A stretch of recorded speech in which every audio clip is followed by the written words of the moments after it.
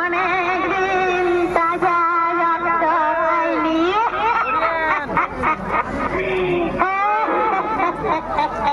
এদিকে আয়, আয় বলছি।